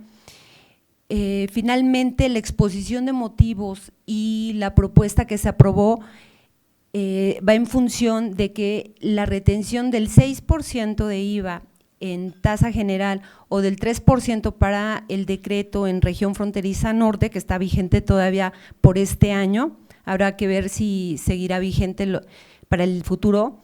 Siempre se trató de subcontratación laboral. Aún el SAT no ha emitido un criterio porque sigue existiendo la controversia muy fundamentada, ya que el texto de ley difiere de lo que es la exposición de motivos por parte del legislativo, y lo que nosotros estamos sugiriéndoles es, en principio, la revisión de los contratos que se tengan, porque muchas veces, aunque no digan que se tratan de servicios de personal o subcontratación de personal, el objeto del contrato se muestra perfectamente que se está poniendo a disposición personal para que se lleve a cabo los servicios, ya sea dentro o fuera de las instalaciones. Ahora habrá que esperar. El Instituto de Colegios de Contadores lo que recomienda es que ante alguna duda respecto a si hay o no una retención, esta se lleve a cabo. Sin embargo, el día 24 se le vence el plazo al SAT para pronunciarse al respecto y lleva a cabo una aclaración respecto a si es sobre todos los servicios la retención o exclusivamente sobre la subcontratación laboral. Otro de los cambios es la creación de una sección para lo que son los servicios digitales. Los servicios digitales originaron la creación de dos secciones, una en lo que comentó Flor, en la ley del impuesto sobre la renta, en materia de personas físicas, en el capítulo de personas físicas, y el otro en la ley del impuesto al valor agregado. Lo que nos dice la ley es que estos servicios digitales que se dan a través de Internet van a poder proporcionarse y grabarán IVA, ya sea directa o a través de intermediación entre terceros. Directo es cuando se lleva a cabo la descarga o acceso a imágenes digitales, música, películas, y de forma de intermediarios entre terceros es cuando actúa como intermediario entre un oferente de un servicio o enajenación de un bien y un demandante del mismo. La ley entra en vigor a partir del 1 de junio del 2020 y aquí lo que tratamos de ejemplificar y demostrar, pues bueno, serían las obligaciones a las que se están sujetos en un tema de intermediación. Tenemos a que para que exista la intermediación, en principio debe de ser un residente en el extranjero que no tenga establecimiento en México para lo que se refiere a lo que sería como intermediación. Tenemos al conductor, que sería el oferente del servicio, y al cliente, que sería el receptor del servicio. Aquí lo que vemos es que el conductor o el prestador de los servicios, o en su caso el enajenante de los bienes, va a estar sujeto a una retención de ISR, que son las tablas que vimos con Flor, retención del IVA al 50%, esto es nuevo, hasta el año pasado ya se venía haciendo la retención del ISR, no del IVA. Estas dos retenciones van a tener para el prestador del servicio el carácter de pago provisional y podrá ser opcional para que se considere pago definitivo siempre que no excedan los 300,000 pesos de ingresos y puedan tener otros dos ingresos, que sería el de sueldos y salarios y el de capítulo de intereses. Lo interesante de este tema es que, o la reforma en sí, consiste en que hasta el año pasado todos estos oferentes de servicios podían tributar bajo el régimen de incorporación fiscal, que es el beneficio fiscal, en donde gradualmente se iba incrementando la tasa del impuesto, y a partir del mes de junio del 2020 esto ya no va a ser posible, exclusivamente podrán tributar bajo este nuevo capítulo y no podrán tener este beneficio. Ahora, para lo que es el intermediario, que son los residentes en el extranjero, tendrán obligaciones como inscribirse en el RFC, retener el ISR en este caso a los oferentes del servicio, retener el IVA, pagar tanto el IVA de la retención como el IVA que se cause en las comisiones que les cobran e informar al SAT de forma bimestral. Para el cliente, en este caso que son los usuarios y que son realmente los afectados, porque al final, pues bueno, el impuesto al valor agregado es un impuesto indirecto y seguramente en junio se incrementen las tasas de Uber, en el caso que estamos viendo. Para que se considere que el servicio se está prestando en México o se está enajenando en México, basta, y la ley pone 4 supuestos, en donde el receptor del servicio, ya sea que haya manifestado un domicilio en México, pague a través de un banco mexicano, la IP bajo la cual se está conectando también esté en territorio nacional o en México, o que haya designado un número telefónico con una clave helada que esté del país. Aquí con cifras estamos ejemplificando lo que sería la afectación, en este caso para el pago del conductor.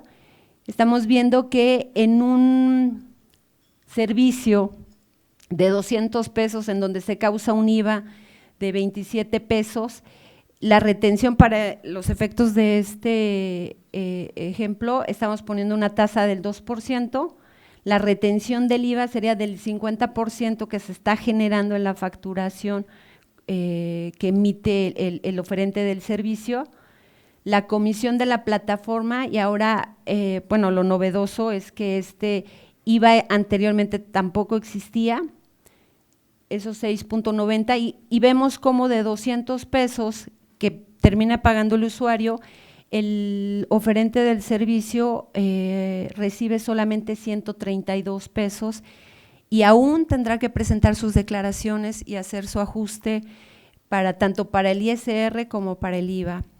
Consideramos que todos estos impactos se van a ver afectados finalmente en las tarifas.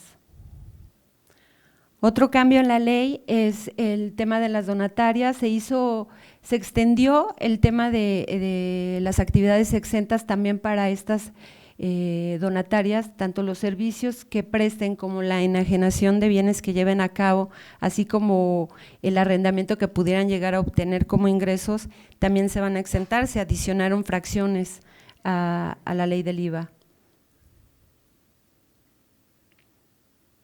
Se aclara esto que se venía haciendo a través de la resolución miscelánea, en donde el transporte de vehículos particulares no se considera público y por lo tanto es una actividad gravada.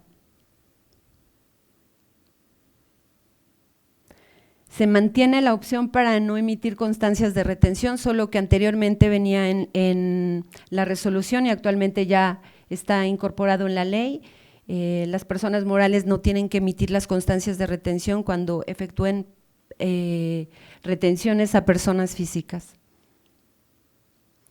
Y por lo que trata la ley del impuesto sobre producción y servicios, hubo actualización en lo que es la tasa de impuestos de tabacos labrados, bebidas saborizadas. La primera incrementó bastante en un 42% y bebidas saborizadas en un 8%. Y de los cambios que hubo es que ahora no solo con el tema de la compensación universal que se eliminó desde el año pasado, sino que también se hace extensivo un tanto al IEPS, que ahora el IEPS vamos a poderlo compensar no solo contra el propio IEPS, sino adicionalmente contra bienes enajenados de la misma clase. Bueno, esos son los cambios que existieron estos dos impuestos y gracias. Ahora Amaranta Cuija. Ella dirige RHS y nos va a presentar lo de la NOM 035.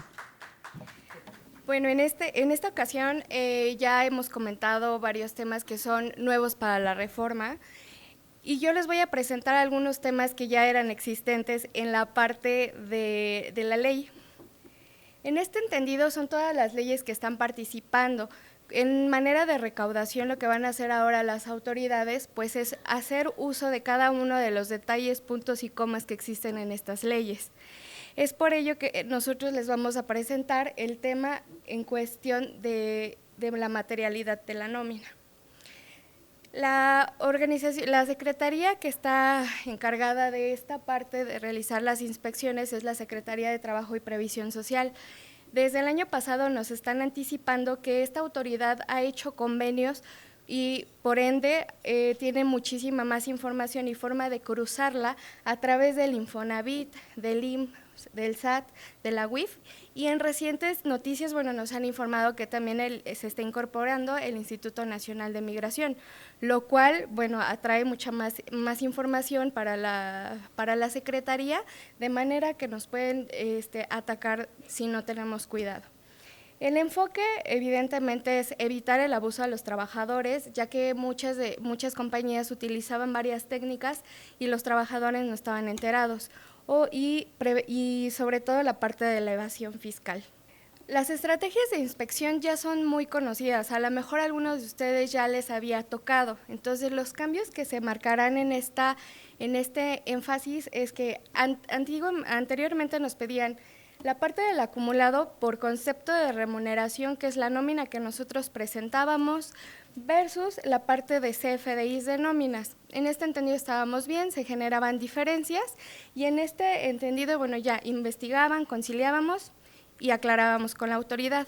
Hoy día, además del CFDI de nómina, que no tiene toda la información como determinación de cuotas, nos van a hacer la revisión de la parte de los registros en contabilidad electrónica. Es por ello que les digo que están ya cruzando de una manera muy importante la información y posteriormente se harán las diferencias, el fundamento y los pagos de las cuotas. En RHS estamos haciendo y le estamos dando mucho empuje al área de control interno. Esta área trata, en definitiva, de solucionar los temas de fundamentar toda la información. Como saben muchos de ustedes, bueno, nosotros nos dedicamos a la subcontratación de personal y cuidamos y tratamos de atender en medida de lo posible, pero bajo los fundamentos legales todas las necesidades que tienen. Es por ello que somos a veces muy reiterativos en los documentos que tenemos que firmar. Para esto, lo más importante es que hacemos la evaluación de los riesgos, todos los sistemas de información, tenemos procedimientos de control para las revisiones y bueno, parte de todo esto se va a hacer reglamento interiores de trabajo que sean consistentes con las actividades y códigos de ética de la empresa que bueno, en tenor de las normas nuevas, la nueva norma 35 han sido una consecuencia. También estamos desarrollando una parte que es fundamental, que no solamente nos sirve en el enfoque de materialidad, sino también de soportar la parte del riesgo de trabajo, discriminación. Estamos haciendo trabajos iguales, pagos iguales al mismo sexo y también consistentemente con los trabajos y estamos fundamentando la especialización en el trabajo. Nosotros en este caso somos una subcontratista, como saben, ustedes saben muchos, a lo mejor cómo trabajamos. Sin embargo, es importante recordarles que, y siendo reiterativos con el tema legal de actas constitutivas, tenían una práctica poco común en la que mencionaban en sus actas no solo un riesgo, sino muchísimos riesgos que, lejos de llevarlos a una prima de riesgo de trabajo más alta, también les llevan a no tener una claridad en la materialidad de su nómina, porque de estas actas depende los pagos de prima que están realizando. Entonces es muy importante que revisen y que revoquen poderes en caso de que hay gente que no esté ya trabajando más en la compañía. Ahora, la previsión social. La previsión social es un tema delicado porque el objetivo real de la previsión social es determinar, es todo aquello que le damos a los trabajadores fuera de ley que mejore su entorno socioeconómico y cultural. La mala práctica que se ha llevado con esto es que tratan de distribuir el salario y utilizando los beneficios fiscales que la previsión social trae consigo. Entonces ahora la autoridad nos va a pedir que fundamentemos cada uno de las previsiones que les estemos otorgando a los trabajadores con motivos, documentos, políticas e igualdad. En este caso, bueno, algunos ejemplos de provisión social, bueno, son muy comunes en seguros de gastos médicos mayores, son comunes en becas, en uniformes, ayudas de comida, etcétera. Entonces, si vamos a utilizar, es un medio común, es un medio permisible, sin embargo, tiene que estar perfectamente fundamentado. En este caso, ahí es la parte donde tenemos que revisar muy bien que toda la información esté cuadrada, porque ya no solamente van a revisar que estemos pagando las cuotas como hacían antes. Antes les dábamos un bonche gigante de registros de personal dado de alta junto con el pago que coincidía y no pasaba nada. Hoy contadores tienen que poner muchísima atención en que todos los conceptos sean exactamente iguales a los que están en los CFDIs y por ende a su contabilidad electrónica, no solo en los registros, porque ya los registros pasan a segundo término desde que está la planteación de la parte electrónica. Bueno, la ley dará por bueno la parte cuando tengamos la documentación probatoria, que son todas las políticas, todos los formatos firmados por cualquier tema, nómina, CFDI y la contabilidad.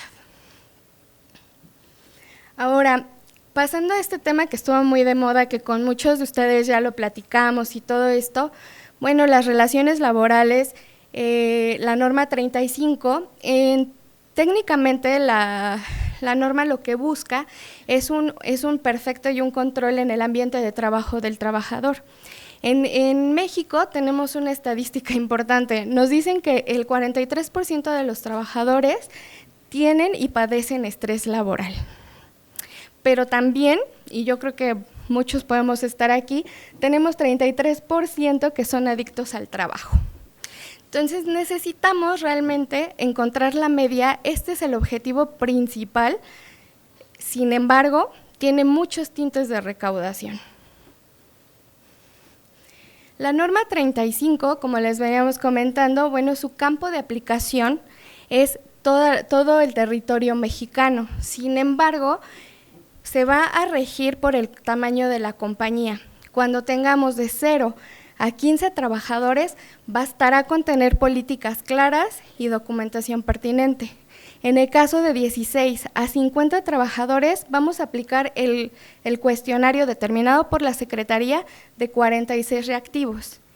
Y una vez en las compañías grandes, a partir de 50, vamos a generar un cuestionario de 52 reactivos en el que la información primordial es cómo se siente el trabajador.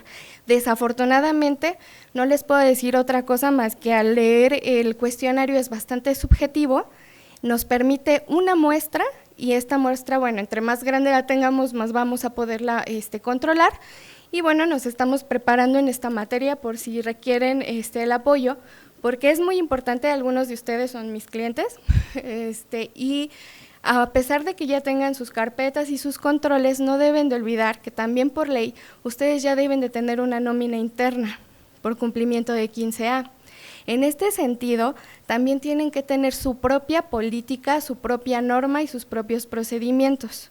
Nosotros tenemos el equipo porque es muy importante decirles que sí están siendo muy específicos y en este caso para preparar la norma necesitamos un psicólogo laboral, desarrollo organizacional y bueno, la parte administrativa y especialista en nómina. Los principales riesgos de factor psicosocial son el estrés laboral, violencia en el trabajo, acoso laboral, acoso sexual y todas estas son las que tenemos que estar controlando, porque un factor muy importante y en el que se delimita dentro del cuestionario es el conflicto trabajo-familia. Está siendo muy reconocido entre trayectos, trabajo y casa, que muchas veces solo llegamos a dormir. Bueno, desde octubre de 2019 tenemos este primer año, octubre de 2020, para hacer la identificación del factor de riesgo psicosocial. Esta identificación es evidentemente a través del cuestionario que nos decretó la Secretaría. Posterior, y a través de esto, y junto con la materialidad de nómina sobre políticas, prestaciones, etcétera, vamos a hacer una documentación de todo lo que estamos presentando. De igual forma, llega la implementación. En la implementación es dar la solución a los problemas que tuvimos o lo que salió abiertamente en los cuestionarios. se difunde. El difundir es informar a todos los trabajadores. Sigue siendo muy subjetivo y muy preocupante porque le das a lo mejor herramientas a un trabajador enojado, pero aún así se tiene que controlar y llevar a cabo. Y finalmente, bueno, hasta el momento la autoridad nos determinará que cumplimos. Las acciones que deben de ser atendidas, bueno, ya se las comenté, muchos dentro de estas se enlazan con las que tenemos con los factores psicosociales.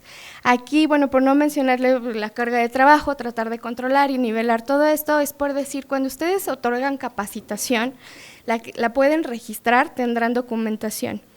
El trabajador se sentirá más capaz, por ende más tranquilo, optimizará su trabajo, tendrá seguridad laboral y pues además eso, la idea es que le dé más tiempo familiar.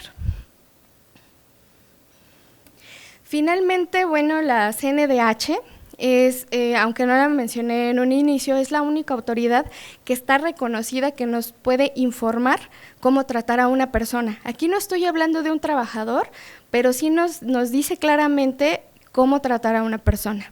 Entonces, en RHS nos estamos enfocando en trabajar con ellos para dar cursos a los trabajadores que tenemos, a los clientes, para que tengan el conocimiento y poder acreditar que les estamos dando la información correcta ante las autoridades. Si ustedes lo necesitan también para sus empresas, podemos ponerlos en contacto porque, bueno, obviamente en materia de subcontratación, pues tenemos mucho contacto ahorita con ellos. Las acciones principales a atender en 2020 es la implementación de cuestionarios, analizar los factores, llevar los registros y este es el semáforo y es un tanto a la parte subjetiva que les digo porque el resultado que arroja el cuestionario es el siguiente.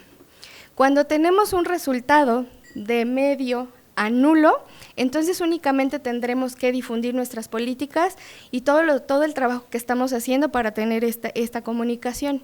Pero una vez que tengamos de medio a muy alto, así es, literalmente es el concepto que tenemos de la Secretaría, es entonces cuando tenemos que aplicar las medidas necesarias y enfocadas en el resultado del cuestionario. No podría anticiparme, pero en general es el estrés laboral. Ahora, la forma en la que llegarían las inspecciones. La primera es a través del Instituto Mexicano de Seguro Social, cuando determinen que un trabajador tiene incapacidad por estrés o porque alguno de los padecimientos que tiene son derivados del estrés. También por sorteo. En este sentido, pues no podemos controlarlo y finalmente denuncia por parte del empleado.